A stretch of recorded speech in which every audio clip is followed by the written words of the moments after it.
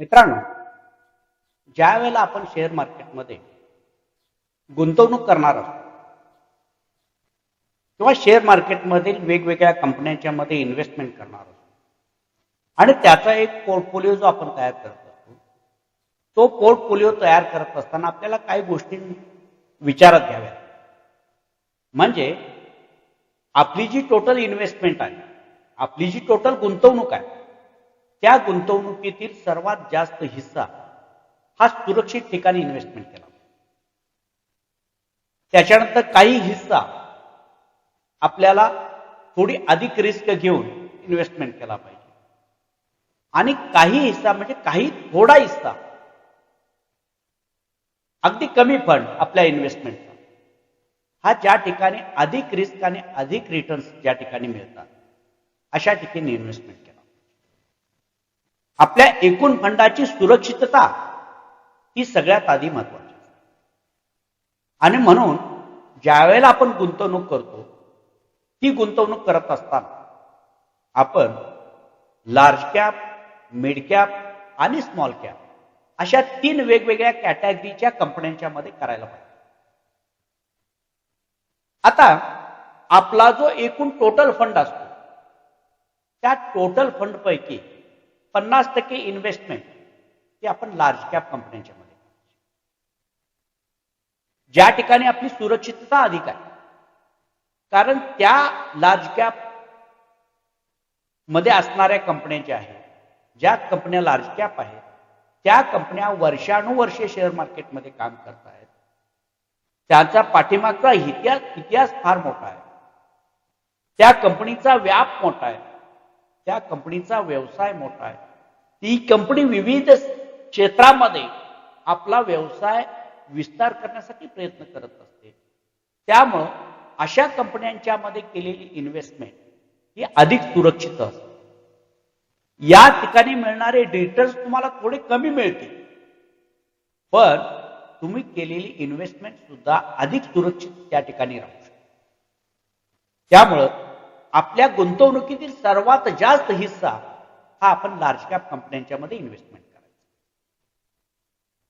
त्या खालोखाल थोडी रिस्क अधिक आणि कमी वेळेमध्ये आपल्याला चांगला रिटर्न्स मिळवायचे असतील तर मिड कॅप क्षेत्रामध्ये काम करणाऱ्या ज्या काही कंपन्या असतील त्या कंपन्यांची आपण निवड करायची आहे आणि एकूण फंडापैकी 30% इन्व्हेस्टमेंट ही आपण मिड कॅप कंपन्यांच्या मध्ये करायची.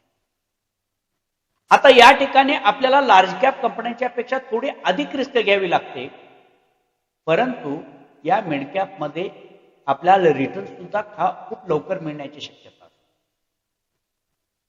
कारण इथं व्होलॅटिलिटी अधिक प्रमाणामध्ये असते. त्यामुळं या व्होलॅटिलिटीचा फायदा घेऊन आपल्याला कमी वेळेमध्ये नफा मिळवण्याची संधी या मिड कॅप कंपन्यांच्या माध्यमातून मिळत असते. म्हणून आपण थोडी रिस्क अधिक घेऊन आपल्या एकूण इन्व्हेस्टमेंटचा सेकंड टप्पा, दुसऱ्या क्रमांकाची इन्व्हेस्टमेंट आपण मिड कॅप कंपन्यांच्या मध्ये करायची. आणि ज्या ठिकाणी सर्वात जास्त रिस्क म्हणजे स्मॉल कॅप कंपन्यांची ज्या ठिकाणी इन्व्हेस्टमेंट आपल्याला करायची आहे, त्या ठिकाणी आपल्या एकूण इन्व्हेस्टमेंटचा खूप छोटा हिस्सा आपण त्या स्मॉल कॅप कंपन्यांच्या मध्ये इन्व्हेस्टमेंट करायचं. याचं कारण का, तर स्मॉल कॅप कंपन्यांच्या मध्ये रिस्क अधिक प्रमाणामध्ये असते. या ठिकाणी रिटर्न सुद्धा आपल्याला खूप जास्त प्रमाणामध्ये मिळू शकतात, परंतु त्या प्रमाणामध्ये असणारे रिस्क सुद्धा आपल्याला खूप मोठ्या प्रमाणामध्ये असते. त्यामुळं जर जास्त प्रकारची जर इन्व्हेस्टमेंट, मोठ्या प्रमाणातली इन्व्हेस्टमेंट जर आपण स्मॉल कॅप मध्ये केली आणि जर त्या कंपनीतलं किंवा त्या सेक्टर मधल्या जर कंपन्यांचं इन्व्हेस्टमेंट धोक्यामध्ये आलं तर आपली गुंतवणूक अडचणीमध्ये येऊ शकते, आपलं त्या ठिकाणी नुकसान होऊ शकते. त्यामुळं एकूण इन्व्हेस्टमेंटचा काही हिस्सा, काही छोटा भाग म्हणजेच 20% एकूण इन्व्हेस्टमेंटच्या 20% इन्व्हेस्टमेंट आपली ही स्मॉल कॅप कंपन्यांच्या मध्ये करायची. या स्मॉल कॅप कंपन्या फंडामेंटली ज्याच्यामध्ये स्ट्रेंथ आहे आणि भविष्यामध्ये त्या कंपन्यांना वाढ होण्याची संधी आहे, अशा चांगल्या कंपन्या निवडून आपली 20% इन्व्हेस्टमेंट ही स्मॉल कॅप कंपन्यांच्या मध्ये करायची. अशा पद्धतीनं मार्केट के कॅपिटल नुसार आपल्या एकूण फंडाची विभागणी पहिला आपण करून घ्यायची. आता ही फंडाची विभागणी केली, पण ज्या वेळेला आपण प्रत्यक्ष कंपन्यांची खरेदी करत असतो त्यावेळेला आपण काही चुका करत असतो. जी गुंतवणूक आपण शेअर मार्केटमध्ये केलेली आहे किंवा करत आहोत, ती गुंतवणूक केल्यानंतर काही गोष्टी आपण विचारात घ्याव्या लागतात. म्हणजे जो पोर्टफोलिओ आपण तयार करत असतो, तो पोर्टफोलिओ करत असताना किंवा त्याच्यामध्ये इन्व्हेस्टमेंट करत असताना एकाच क्षेत्रातील कंपन्यांची निवड करायची नसते.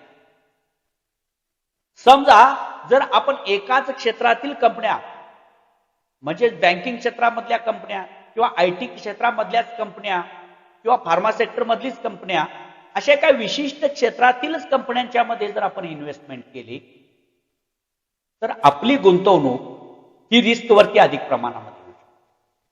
शिवाय दुसऱ्या क्षेत्रामध्ये येणाऱ्या मोमेंटचा, दुसऱ्या क्षेत्रामध्ये येणारी जी संधी आहे, मिळणारी जी संधी आहे, ती संधी आपण गमावून बसतो. आणि एखादं सेक्टर ज्यावेळेला अडचण येतं त्यावेळेला आपली गुंतवणूक सुद्धा अडचणी येते. म्हणजे समजा एखाद्या ट्रेमध्ये आपण सगळीच्या सगळे अंडी ठेवली आणि तो ट्रेड जर जमिनीवरती पडला तर त्यातली सगळी अंडी जशी आपली नुकसान होऊन जातात किंवा फुटून जातात, अगदी त्याच पद्धतीनं एकाच क्षेत्रामधील कंपन्यांच्या मध्ये ज्यावेळेला आपण गुंतवणूक करतो त्यावेळेला अधिक जोखीम आपण त्याच्यामध्ये घेतो आणि दुसऱ्या क्षेत्रामध्ये निर्माण झालेल्या संधीचा फायदा आपण घेऊ शकतो. त्यामुळं आपण जी गुंतवणूक करतो ती गुंतवणूक वेगवेगळ्या सेक्टरमधील कंपन्यांच्या मध्ये करायची आहे. म्हणजे वेगवेगळी क्षेत्र आपण त्या गुंतवणुकीसाठी निवडायची. वेगवेगळ्या आयटी सेक्टर मधल्या काही कंपन्या निवडा, बँकिंग सेक्टर मधल्या काही कंपन्या निवडा, फार्मा सेक्टर मधील काही कंपन्यांची निवडायची, मेटल्स आणि मायनिंग क्षेत्रामधल्या काही कंपन्यांची निवड करायची. अशा पद्धतीने वेगवेगळ्या क्षेत्रातल्या कंपन्यांचा समावेश आपल्या पोर्टफोलिओमध्ये करायला आपण पाहिजे. ही चूक टाळली तर आपल्याला चांगल्या पद्धतीचे रिटर्न्स मिळू शकतात. नंबर 1. नंबर 2 काय विचारात घ्यावं लागेल आपल्याला, ज्यावेळेला आपण गुंतवणूक करत असतो त्यावेळेला आणखीन आपण एक चूक करतो, म्हणजे मला आवडणाऱ्या कंपनीमध्ये इन्व्हेस्टमेंट. एखाद्या कंपनीमध्ये जास्त सारे कॅपिटल आपण त्या ठिकाणी इन्व्हेस्टमेंट करतो. म्हणजे लार्ज कॅप मध्ये एखादी कंपनी निवडली तर त्याच कंपनीमध्ये, त्याच आवडत्या कंपनीमध्ये सर्वाधिक पैसा लावायचा, गुंतवणूक करायची, किंवा एखाद्या पेनी स्टॉक मध्ये जास्त प्रमाणामध्ये इन्व्हेस्टमेंट करायची. म्हणजे अशा पद्धतीनं एखाद्या कंपनीमध्ये ज्यावेळेला आपण फार मोठ्यामध्ये गुंतवणूक करतो त्यावेळेला ती कंपनी समजा जर अडचणीत आली तर आपली इन्व्हेस्टमेंट सुद्धा त्या ठिकाणी अडचणीत येऊ शकते. आपला पोर्टफोलिओ लॉसमध्ये जाऊ शकतो. त्यामुळे ही चूक आपण टाळली पाहिजे की एकाच कंपनीमध्ये इन्व्हेस्टमेंट करायची नाही. पहिली म्हणजे एकाच क्षेत्रातील कंपन्यांच्या मध्ये इन्व्हेस्टमेंट करायची नाही. आपण वेगवेगळी सेक्टर्स निवडली, त्या सेक्टर्समध्ये आपल्या कंपन्यात आपला जो फंड आहे तो विभागला. दुसरी स्टेप म्हणजे काय, एकाच कंपनीमध्ये आपण पैसे लावायचे नाही, गुंतवायचे नाही, तर वेगवेगळ्या कंपन्यांच्या मध्ये आपण म्हणजे लार्ज कॅप मधल्या कंपन्या, त्या वेगवेगळ्या सेक्टर मधल्या त्या कंपन्यांच्या मध्ये थोडा स्मॉल कॅप, मिड कॅप या पद्धतीने विभागणी केली, त्याप्रमाणे वेगवेगळ्या कंपन्यांच्या मध्ये इन्व्हेस्टमेंट करायची. हा दुसरा भाग. तिसरी गोष्ट चूक आपण कुठली टाळली पाहिजे, तिसरी चूक आपण ही टाळली पाहिजे म्हणजे आपल्या पोर्टफोलिओमध्ये एटीएफचा उपयोग न करणे, ही आपली तिसरी चूक असते. आता एटीएफ हा काय प्रकार आहे, तर एटीएफ म्हणजे एक्सचेंज ट्रेडर फंड. हा जो फंड आहे याच्यामध्ये केलेली इन्व्हेस्टमेंट ही इन्व्हेस्टमेंट अधिक सुरक्षित असते. म्हणजे मार्केटच्या सरासरीपेक्षा सुद्धा अधिक चांगले रिटर्न्स आपला एटीएफ मधून मिळतात आणि अधिक सुरक्षित पद्धतीची गुंतवणूक म्हणून या एटीएफ फंडाकडे आपण पाहिलं जातं. त्यामुळं आपल्या पोर्टफोलिओमध्ये जी गुंतवणूक आपण करत असतो त्या गुंतवणुकीमध्ये एटीएफ मध्ये सुद्धा काही इन्व्हेस्टमेंट आपण केली पाहिजे. आपल्या पोर्टफोलिओचा एक भाग, एक हिस्सा आपला एटीएफ साठी आपण राखून ठेवला पाहिजे. मग त्याच्यामध्ये गोल्ड बीज असेल, सिल्वर बीज असेल निफ्टी बीज असेल, बँक बीज असेल, हे जे वेगवेगळे एटीएफचे प्रकार आहेत, यापैकी काही एटीएफ आपण निवडून आपल्या पोर्टफोलिओमध्ये त्याचा समावेश केला पाहिजे, की ज्याच्यामुळं आपला पोर्टफोलिओ बॅलन्स राहतो. काही वेळेला इक्विटीमध्ये किंवा काही शेअर्समध्ये घसरण झाली, लॉसमध्ये जायला लागले, रिस्कवर आले, तर त्या ठिकाणी होणारं नुकसान ह्या एटीएफच्या माध्यमातून भरून काढतात. अशा पद्धतीनं आपल्या पोर्टफोलिओमध्ये एटीएफचा समावेश करावा. आणि बऱ्याच वेळेला आपण आपल्या पोर्टफोलिओमध्ये एटीएफचा समावेश न केल्यामुळं आपली गुंतवणूक किंवा आपला पोर्टफोलिओ हा अडचणीमध्ये. त्यामुळे ही चूक आपल्याला टाळता आली. याच्यानंतर आपला पोर्टफोलिओ जनरेट करत असताना, आपला पोर्टफोलिओ तयार करत असताना बऱ्याच वेळेला आपण टिप्सवरती विश्वास ठेवतो. एखादा स्टॉक 10x वाढणार आहे अशा पद्धतीची न्यूज व्हायरल होते आणि त्या व्हायरल झालेल्या न्यूजवरती विश्वास ठेवून आपण त्या स्टॉकमध्ये आपण मोठ्या प्रमाणामध्ये इन्व्हेस्ट. पण अशा गोष्टींच्यावरती विश्वास ठेवणे म्हणजे आपलं नुकसान करून घेणं आहे.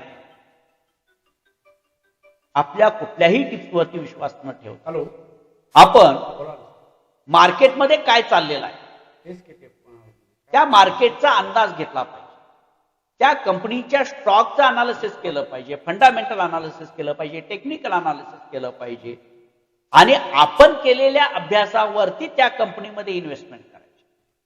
व्हायरल झालेल्या न्यूजवरती किंवा एखाद्यानं दिलेल्या टिप्सवरती किंवा माझ्या मित्रानं सांगितलं म्हणून त्या कंपनीमध्ये इन्व्हेस्टमेंट करतो, अशा सांगोपांगी गोष्टीवरती सांगून आपण कुठल्याही गुंतवणुकीवरती आपल्या कुठल्याही कंपन्यांच्या मध्ये गुंतवणूक जर आपण केली नाही किंवा करायचं टाळलं तर निश्चितपणे आपली गुंतवणूक अधिक सुरक्षितपणे होते. स्वतःचा अनालिसिस त्या ठिकाणी लावला. ही चौथी चूक आपण जर टाळली तर आपला पोर्टफोलिओ चांगल्या पद्धतीने ग्रोथ होताना आपल्याला पाहायला. याच्यानंतर पुढची एक चूक आपण करत असतो, म्हणजे एकदा आपण शेअर मार्केटमध्ये इन्व्हेस्टमेंट केली, गुंतवणूक केली की त्या पोर्टफोलिओकडे आपण बघत नाही. आणि अशा पद्धतीनं त्या पोर्टफोलिओमध्ये इन्व्हेस्टमेंट करून आपण जर सोडून दिली तर बऱ्याच वेळेला आपला पोर्टफोलिओ पॉझिटिव्ह मध्ये येऊन सुद्धा पुन्हा काही कारणानं मार्केटमध्ये निगेटिव्हिटी निर्माण झाली तर पॉझिटिव्ह असलेला पोर्टफोलिओ सुद्धा निगेटिव्ह मध्ये जाऊ शकतो. म्हणजे काही कालांतरानं, थोड्या थोड्या वेळानं, वर्ष 6 महिन्यामध्ये आपल्या पोर्टफोलिओचा रिव्ह्यू आपण घेतला पाहिजे. त्यातले कुठले स्टॉक रिस्कवरती आलेले आहेत ते रिस्कवाल्या आलेल्या स्टॉकमध्ये इन्व्हेस्टमेंट काढून घेऊन दुसरे स्टॉक त्या ठिकाणी गुंतवणूक करणे किंवा दुसरे स्टॉक त्याच्यामध्ये ऍड करणे आणि आपला पोर्टफोलिओ पुन्हा एकदा रिबॅलन्स करणे, या गोष्टी आपल्याला वेळोवेळी कराव्या.